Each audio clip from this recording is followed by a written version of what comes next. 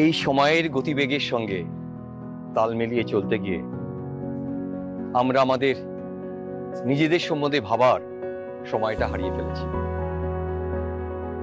আজ অনেকটা পথ আপনারা সকলেই আমাদের এই অনুষ্ঠানের সঙ্গে ছোট্ট ছোট্ট পায়ে এগিয়ে চলেছেন। ভালো থেকো বন্ধু। অনুষ্ঠানে আমাদের নতুন যারা দর্শক তাদের সকলকে আমার তরফ থেকে স্বাগত, নমস্কার। আজকে আমাদের বিষয় নিজেকে চেনো, অর্থাৎ নিজেকে জানো। নিজেকে জানার যে চেষ্টা মানুষ করে, সেটাই সে তাকে তার তরফ থেকে একটা সব থেকে বড় পুরস্কার দিতে পারে। যারা জীবনে চলার যে গতি,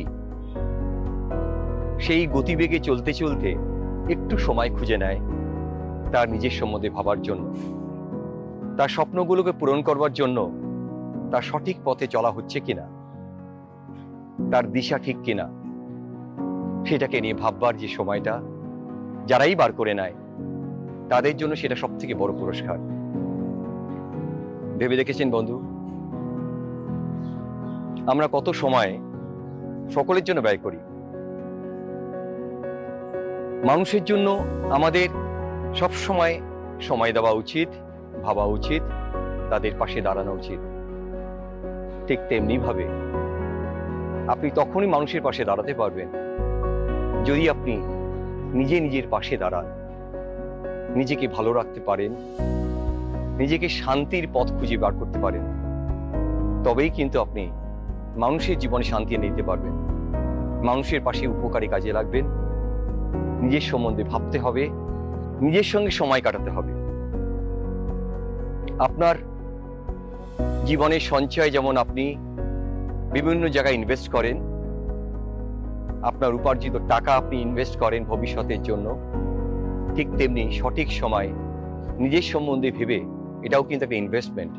অর্থাৎ আপনার আগামী দিনগুলোকে ভালো করার জন্য, আপনার স্বপ্নগুলোকে বাস্তবায়িত করবার জন্য আপনাকে নিজের জন্য ভাবতে হবে, সময় দিতে হবে।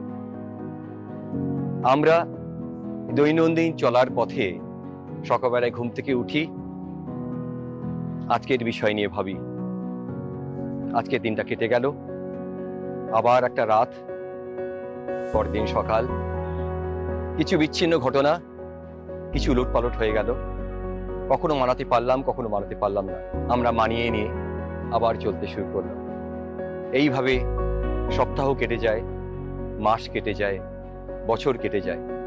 কোনো একটা সময়ের পরে এসে আমরা দাঁড়িয়ে ভাবি, পিছনে ফেলে আসা দিনগুলো তো আর ফিরে পাবো না। অনেকটা সময় ব্যর্থ হলো আমার, ভাববার সময় পাইনি। কেউ ভেবে দেখেছেন শেষ কবে নিজেকে নিয়ে একটু ভেবেছেন? নিজের সঙ্গে একটু সময় নষ্ট করেছেন বা সময় ব্যয় করেছেন?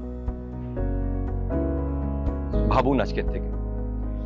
আজকের আমাদের এই বিষয়ের পর থেকে আপনাদের সকলকে অনুরোধ করব, আপনারা ভাবুন, আপনারা নিজেদের সঙ্গে সময় জ্ঞাপন করুন, পথ খুঁজে বার করবার চেষ্টা করুন স্বপ্নকে বাস্তবায়িত করবার জন্য।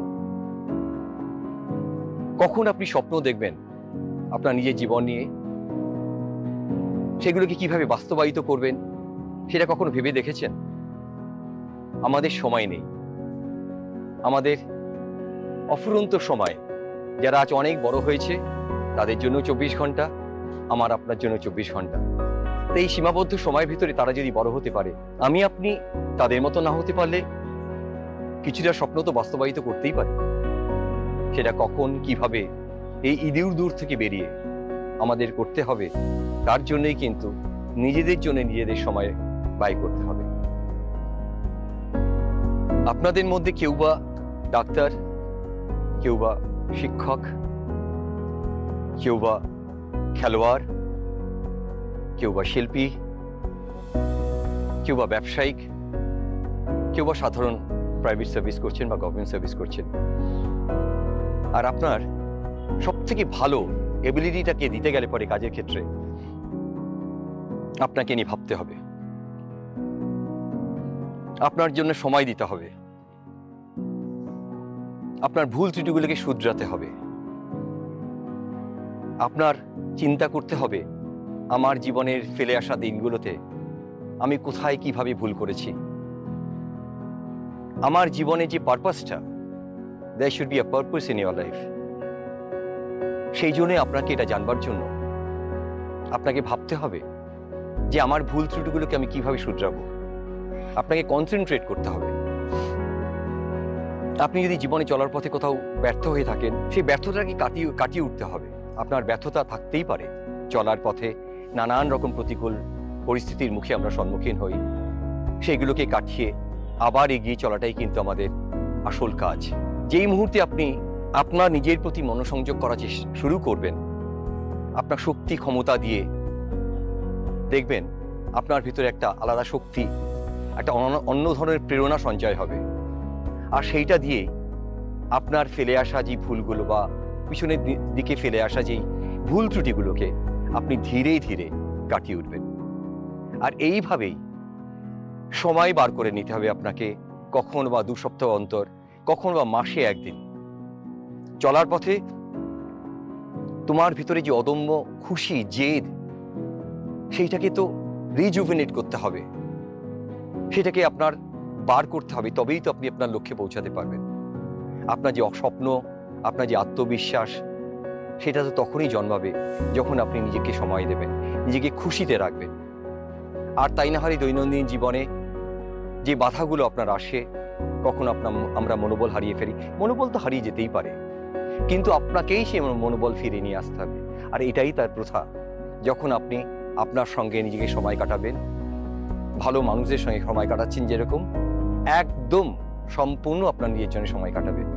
বসে ভাববেন, আমার কি ওই কাজটা করা ভুল হয়েছিল, আমার কি ওই কাজটা করা উচিত, আগামী দিনগুলোতে আমি কিভাবে চলবো। ভাবতে হবে, যখন এই সময়গুলো দিয়ে সুন্দর মুহূর্তগুলোকে আমি ভাববো বা স্বপ্ন দেখব, সেগুলোকে তো বাস্তবায়িতও করতে হবে। কখনো ব্যর্থ যখন হবেন, মনোবল যদি হারিয়েও ফেলেন, ঘাবড়ানোর কিছু নেই। মানুষের জীবনে পরিবর্তন আসে। আপনি কালকে ভেবেছিলেন আজকে আপনার দিনটা এরকম যাবে, না যেতেই পারে আজকের দিনটা। মানুষকে নিয়ে তো আমাদের চলতে হয়। আপনি যাকে নিয়ে ভেবেছিলেন যে আপনার সঙ্গে সহযোগিতা করবে, সে হয়তো করেনি। যারা ভেবেছিলেন আপনার আজকে পেমেন্ট আসবে, হয়তো আসেনি, না আসতেই পারে। এই ব্যর্থতাগুলোকে তো মেনে নিতে হবে।